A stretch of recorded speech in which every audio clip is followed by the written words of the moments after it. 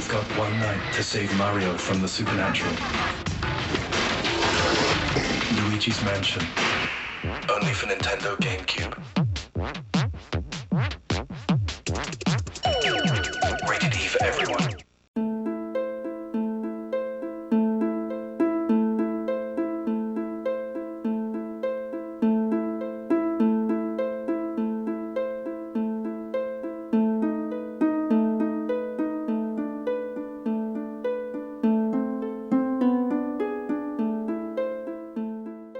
One of the most distinguished launch titles for the GameCube was not a Mario game, but instead a Luigi-led game with Luigi's Mansion. The idea started with the ground of making a game that would show off the graphical power of the GameCube. It would have been set in a Japanese-style house with the player traveling across it, taking inspiration from The Legend of Zelda and the exploration of dungeons. But the Japanese house was changed to a child's dollhouse, and the playable character would be Mario.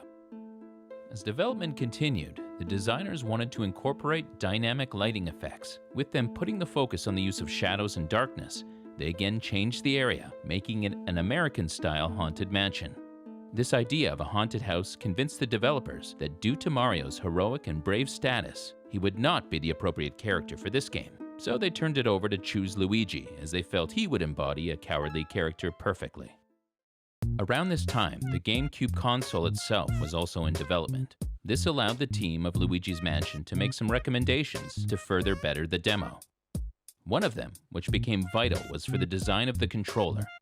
They wanted the controller to have two analog sticks that would support the mechanics of movement and directional control. The latter would be responsible for controlling the flashlight and poltergust. With a working controller finalized, testers found the C-stick to be uncomfortable when playing for an extended period. With this feedback, a better design made the C-stick wider and more comfortable. The elements of the game, that being of ice, fire, and water, came with the GameCube having a fully powered graphical chip that can render them better than the Nintendo 64. It also included dust clouds, creating a dynamic dust system that allows each dust cloud to seem different, with one developer working on it for 6 months.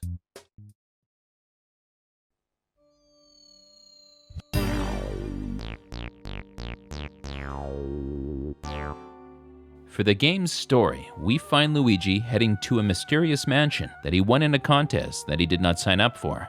He tells Mario that they agree to meet up at the mansion for a celebration. Entering the house, Luigi is attacked by a ghost, but then is rescued by a scientist who introduces himself as Professor Elvin Gadd, or EGAD for short. He informs Luigi that the mansion is supernatural in nature and only existed for 2 nights, and that he saw Mario entering the house earlier and has not seen him since. EGAD equips Luigi with ghost hunting technology, such as the Poltergust 3000 vacuum cleaner and Game Boy Horror communication device, as he returns to the mansion to capture ghosts and find Mario. Diving into the gameplay, the mansion is split into 4 areas, with each one becoming available based on the player's progression. To capture a ghost, the player will stun them with Luigi's flashlight, which displays the ghost's heart. Once the ghost is stunned, the player will use the Poltergust 3000 to decrease the ghost's health points to 0, to suck them up and capture them. There are puzzle factors for some ghosts, particularly the portrait ghosts, required the use of the Game Boy Horror to seize them. Speaking of which, there are elemental medallions that include fire, water, and ice, which can be used to combat specific enemies that are vulnerable to these elements. With the Game Boy Horror, it has several functions. It has a map hub that keeps track of rooms that are open and can guide the player on new doors to unlock whenever a key is found in a treasure chest. It can also be used to scan objects, detect boos, and make a catalog of treasures that have been collected and portrait ghosts the players have caught. Luigi's Mansion would receive positive reviews by game critics, praising the gameplay, graphics, and design, but had received some criticism for its short length. A remake of Luigi's Mansion was released on the Nintendo 3DS on October 12, 2018. There are also 2 sequels of Luigi's Mansion, with Luigi's Mansion Dark Moon, also on the 3DS, and Luigi's Mansion 3 on the Nintendo Switch. There was also an arcade game called Luigi's Mansion Arcade, which is an on-rails light gun game with 2 players using the Poltergust.